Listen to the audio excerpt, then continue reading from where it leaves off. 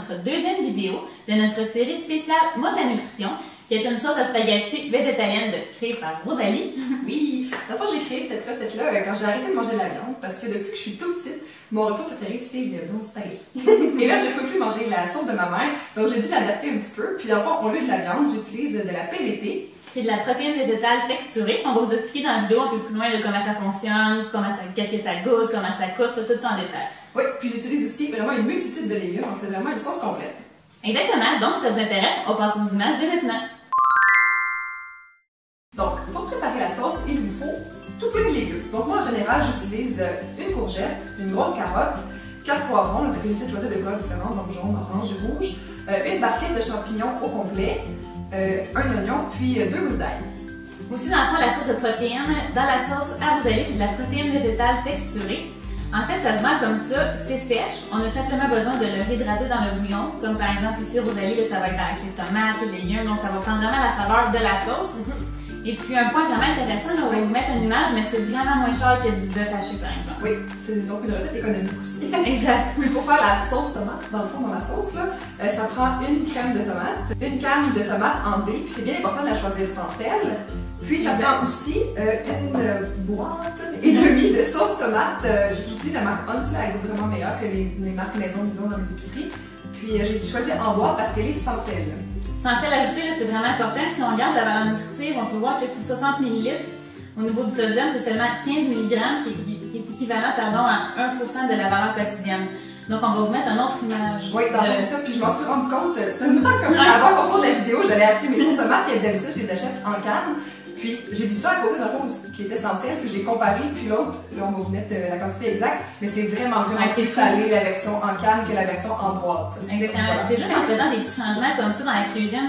Il y a tellement beaucoup d'épices, d'arômes dans la sauce à Rosalie que même si on choisit sans sel ajouté, ça goûte pareil, c'est savoureux, c'est bon. Souvent les gens disent quand on achète sans sel, ça goûte rien.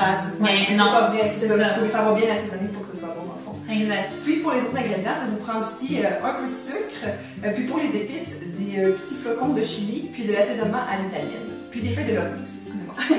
Une feuille de laurier, c'est toujours dans les sauces spaghetti. Oui, toujours. C'est le seul endroit où j'utilise cette épice. Alors mon petit truc pour accélérer le processus, c'est qu'au lieu d'acheter tous les légumes à la main, je les mets dans le robot culinaire. Après, tu passes sur le deuxième, genre. Donc, la première étape, en fait, c'est de faire suer les oignons dans l'huile, tout simplement. Donc, la prochaine étape, en fait, c'est de mettre tous les légumes qui ont été hachés au robot avec les oignons qui ont sué dans l'huile. Les bons légumes, il y en a tellement. Oh! Avec tous les légumes et l'oignon, on ajoute la PVT. La quantité? Et des gaz. Une fois que les légumes ont attendri pendant 5 à 7 minutes, c'est le temps d'ajouter tous les ingrédients tomatés.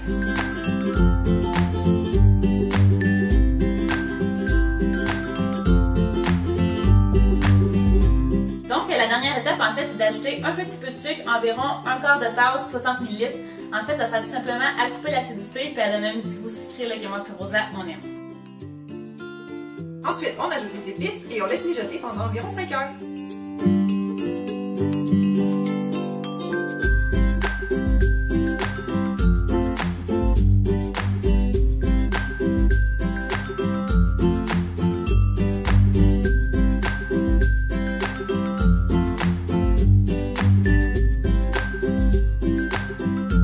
Voilà, c'est ce qui conclut notre vidéo sur la recette de sauce à spaghetti végétarienne. Donc c'était la deuxième et dernière recette pour notre spécial du mois de la nutrition.